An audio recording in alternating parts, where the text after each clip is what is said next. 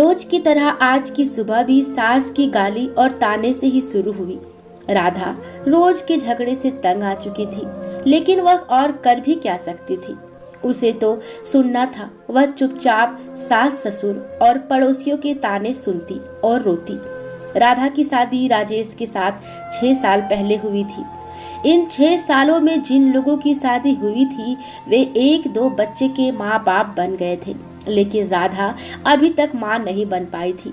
इसके चलते उसे बांझ जैसी उपाधि मिल गई थी। राह चलती औरतें भी राधा को तरह तरह के ताने देती और बांझ कहकर चिढ़ाती।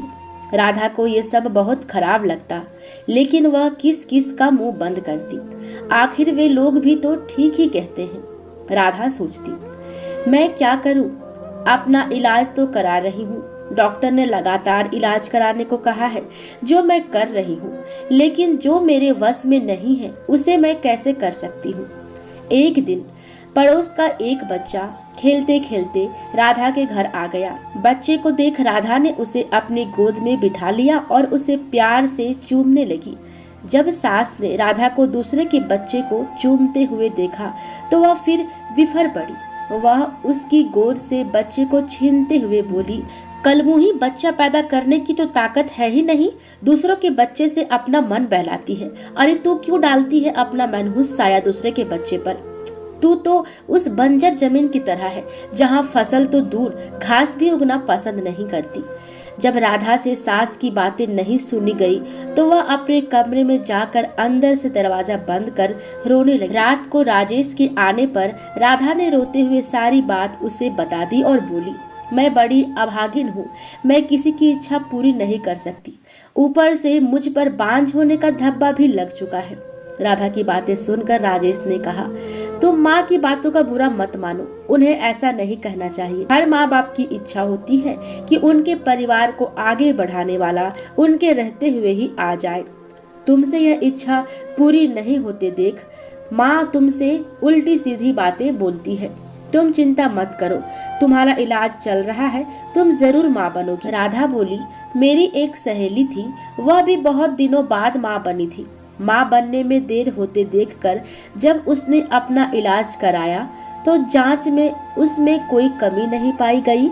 कमी उसके पति में थी। जब उसके पति ने इलाज कराया तभी वह माँ बन सकी। हो सकता है उसी की तरह आप में भी कोई कमी हो, इसलिए मैं चाहती हूँ कि आप भी एक बार अपना इलाज करा लेते। मेरी चिंता छोड़ो, तुम अपना अच्छी तरह इलाज कराओ। मानती हूँ कि आप में कोई कमी नहीं है, लेकिन तसल्ली की खातिर राधा ने सलाह देने के ख्याल से ऐसा कहा। लेकिन राजेश ने उसकी बात को बीच में ही काट दिया। नहीं राधा, तसल्ली वगैरह कुछ नहीं, मैंने कहा ना कि मुझ में कोई कमी नहीं है। राजेश ने उसे डांट दिया। पति के भड़के मिजाज को देख राधा ने चुप रहना ही उचित समझा। शहर के बड़े से बड़े डॉक्टर से उसका इलाज हुआ, फिर भी उसकी कोख सूनी ही रही। डॉक्टर ने जांच के दौरान उसमें कोई कमी नहीं पाई। देखो राधा, रिपोर्ट देखने के बाद तुम में कोई कमी नजर नहीं आती, शायद तुम्हारे पति में ही कोई कमी होगी। तुम एक बार उसे भी इलाज कराने की सलाह दो, डॉक्टर ने उसे समझाया। अब राधा को पूरा भरोसा हो गया था कि उसमें कोई कमी नहीं है। माँ बनने के लिए कमी उसके पति में ही है, लेकिन उसे कौन समझाए। उसे राजेश के गुस्से से भी डर लगता था। एक दिन किसी ने राधा की सास को बताया कि पास ही गांव के मंदिर में एक बाबा रहते हैं जिसकी दुआ से हर किसी का दुख दूर हो जाता है। सास ने यह बात अपने बेटे राजेश को बता दी और राधा को बाबा के पास भेजने को कहा। रात को राजेश ने राधा से कहा, कल तुम मंदिर चली जाना। ठीक है, मैं चली जाऊंगी, लेकिन मैं डॉक्टर के पास गई थी, डॉक्टर ने मुझ में कोई कमी नहीं बताई, इसलिए मैं चाहती हूँ कि आप भी एक बार अपना। डरते डरते राधा कह रही थी, लेकिन राजेश ने उसकी बात को अनसुना कर दिया। राधा, मैं कहीं नहीं जाऊंगा, तुम कल मंदिर में बाबा के पास चले जाना। ऐसा कहकर राजेश सो गया। राधा ने भी अपने माथे पर लगा बांझपन का धब्बा मिटाने के लिए बाबा के पास जाकर उनसे दुआ लेने की सोच ली। दूसरे दिन सवेरे नहा धोकर वह बाबा के पास चली गई। मंदिर में लगी भीड़ को देखकर उसे भरोसा हो गया कि वह भी बाबा की दुआ पाकर मां बन सकती है। राधा बाबा के पैरों पर गिर पड़ी और कहने लगी, बाबा मेरा दुख दूर करें। मैं 6 साल से बच्चे का मुंह देखने के लिए तड़प रही हूँ।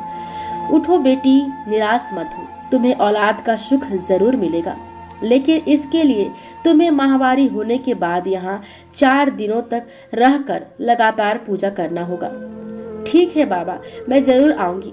राधा खुशी से घर गई। घर आकर उसने सारी बातें अपने पति को बताई। मैं कहता था ना कि जो काम दवा नहीं कर सकती, कभी कभी दुआ से हो जाती है। बाबा की दुआ पाकर अब तुम जरूर माँ बनोगी, ऐसा मुझे भरोसा